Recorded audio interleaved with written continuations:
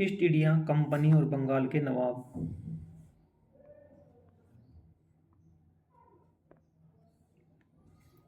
इसका पहला प्रश्न है, निम्नलिखित में से कौन सा मुगल सम्राट द्वारा नियुक्त बंगाल का अंतिम गवर्नर था? मुर्शीद कुली खान। मुर्शीद कुली खान।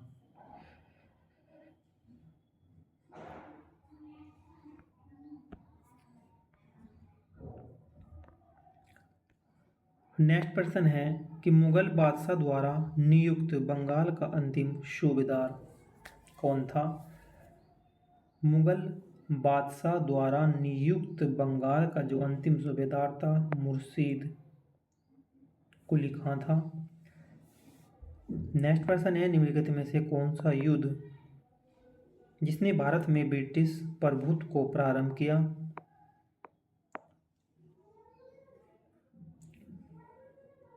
प्लासी का युद्ध।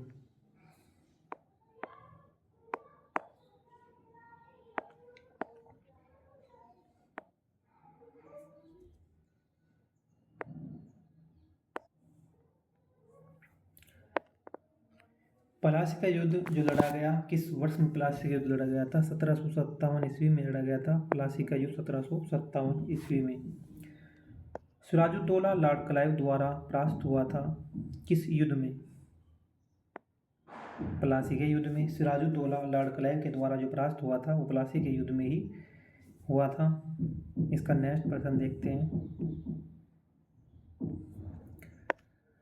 भारतवर्ष में ब्रिटिश साम्राज्य का संस्थापक कौन था? भारतवर्ष में ब्रिटिश साम्राज्य का जो संस्थापक था वो कौन था? Lord Robert Clive. Robert Clive था भारत में ब्रिटिश साम्राज्य का संस्थापक था, रॉबर्ट क्लाइव। निम्नलिखित में से स्वर्ग से उत्पन्न सेनानायक किसे कहा गया? स्वर्ग से उत्पन्न सेनानायक किसे कहा गया? लॉर्ड रॉबर्ट क्लाइव को। रॉबर्ट क्लाइव को कहा गया स्वर्ग से उत्पन्न सेनानायक। प्लासी का युद्ध मैदान कहाँ स्थित है? जो प्लासी का युद्ध हुआ वो मैदान कहाँ पर है? वो पश्चिम बंगाल में है। प्लासी वर्तमान नाम प्लासी का युद्ध मैदान पश्चिम बंगाल राज्य के नदिया जिले में भागीरथी नदी के किनारे स्थित है। भागीरथी नदी के किनारे ये स्थित है।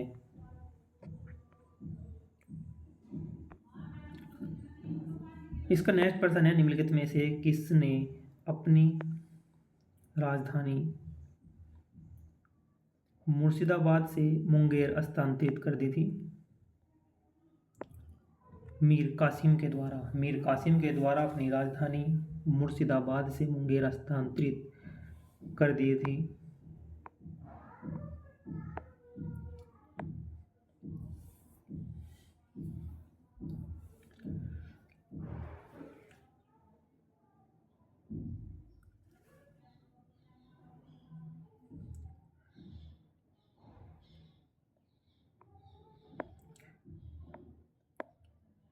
सबसे अधिक निर्णायक युद्ध जिसने अंग्रेजों के भारत में प्रभुत्व को स्थापित किया था, बक्सर की लड़ाई।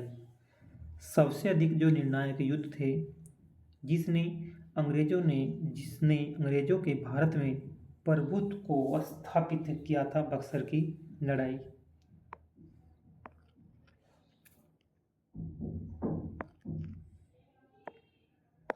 अंग्रेज ईस्ट इंडिया कंपनी द्वारा लड़े गए निम्नलिखित युद्धों में से कौन सा सर्वाधिक निर्णायक रहा? वो बक्सर की लड़ाई रहा। अंग्रेज ईस्ट इंडिया कंपनी द्वारा लड़े गए निम्नलिखित युद्धों में से कौन सा सर्वाधिक निर्णायक था? बक्सर की लड़ाई।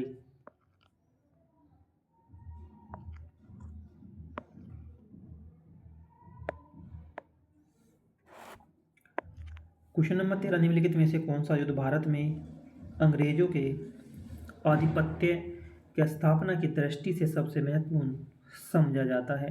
वो बक्सर का युद्ध है। बक्सर के युद्ध के समय दिल्ली का शासक कौन था? बक्सर के युद्ध के समय दिल्ली का शासक था शाह आलम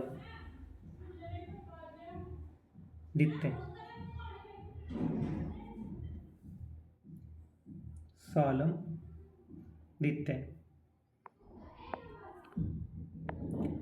बक्सर की लड़ाई के समय बंगाल का नवाब कौन था? बंगाल का नवाब कौन था बक्सर की लड़ाई के समय? मीर जाफर बंगाल का नवाब था। निम्नलिखित में से जिस एक शासक ने ईस्ट इंडिया कंपनी को दीवानी प्रदान की थी वह कौन था? सालम द्वितीय। सालम द्वितीय ने ईस्ट इंडिया कंपनी को दीवानी प्रदान की थी।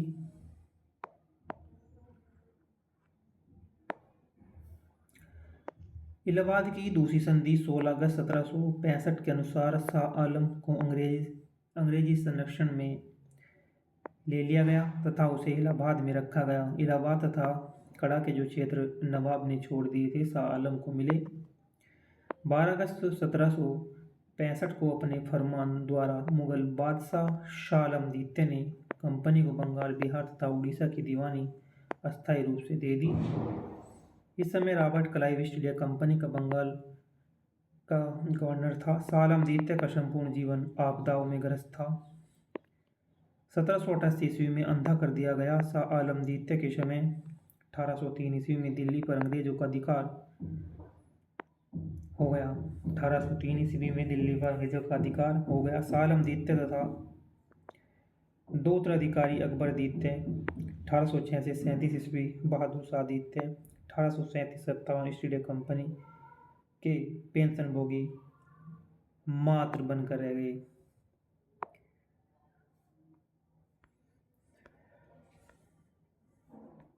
नेक्स्ट पर्सन है 1765 ईस्वी में ईस्ट इंडिया कंपनी को बंगाल की दीवानी किसने प्रदान की थी?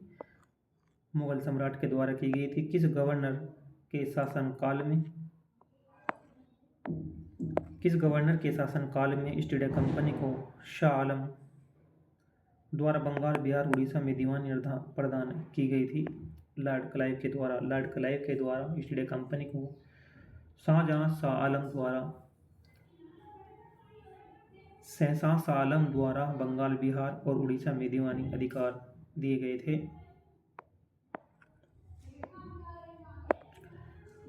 सम्राट शाह आलम द्वितीय ने ईस्ट इंडिया कंपनी को बंगाल, बिहार तथा उड़ीसा की दीवानी प्रदान कर दी थी 12 अगस्त 1765 ईस्वी को। 12 अगस्त 1765 ईस्वी को। इलाहाबाद की संधि के बाद रॉबर्ट क्लाइव ने मुर्शिदाबाद का उप दीवान किसे बनाया था? मोहम्मद रजा खान को बनाया था। मोहम्मद रजा खान को।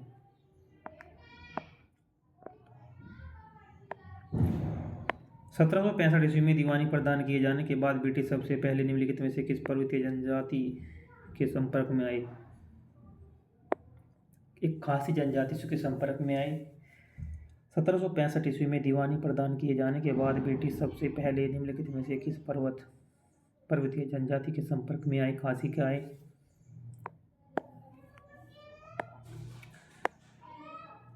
अवध सल्तनत के हिंदू नायब वजीर के संदर्भ में कौन सा कथन सही है? पहला कथन है राजा टिकैत राय नवाब आसफउद्दौला के अर्थ मंत्री थे और अवध के नवाबों के राज्य में सामान्यतः कतिपय हिंदू जातियों के लोगों को उच्च स्थान प्राप्त था। दोनों ही कथन सही है।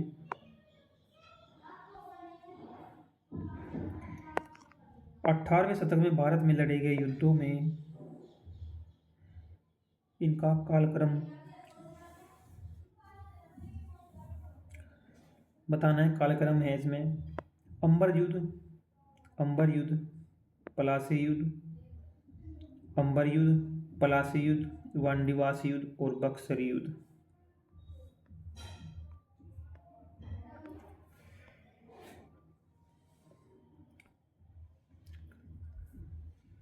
अठारहवीं शताब्दी में भारत में लड़े गए जो युद्ध है उनका जो क्रम है, यानी कि जो अंबर का युद्ध था, अंबर का युद्ध 1749 ईस्वी में हुआ था। मुजफ्फरपुर जंग चंदा शाह तथा फ्रांसीसियों की संयुक्त सेना ने वेल्लूर के समीप अंबर नामक स्थान पर कर्नाटक के नवाब अनवरुद्दीन को पराजित कर उसकी हत्या कर दी थी। उसकी हत्या कर दी थी और मुजफ्फरजंग दक्कन का सूबेदार बन गया। मुजफ्फरजंग दक्कन का सूबेदार बन गया था।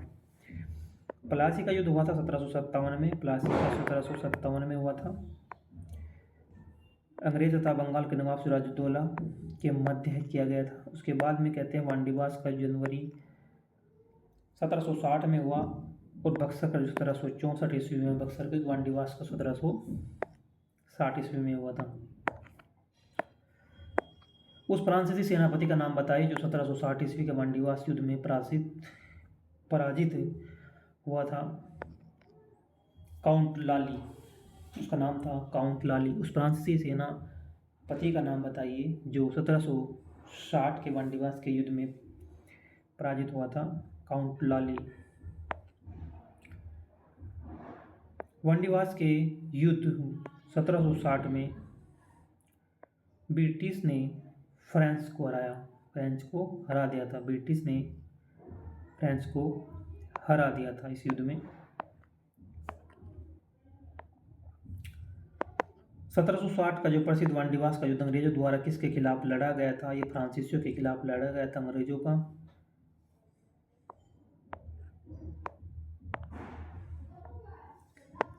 निम्नलिखित में से कौन सा युग्म सही सुमेलित है? वांडीवास का युद्ध फ्रांसीसी विरोध ईस्ट इंडिया कंपनी के, ये बिल्कुल सही सुमेलित है। नेक्स्ट प्रश्न है कि निम्नलिखित में से भारत में अंग्रेजों का सर्वाधिक विरोध किसने किया था? अंग्रेजों का जो सर्वाधिक विरोध किया था वो मराठों के द्वारा किया गया था। किसके द्वारा? मराठों के द्वारा ये किया गया था। भारत में अंग्रेजों का सर्वाधिक विरोध जो किया था वो मराठों ने ही किया।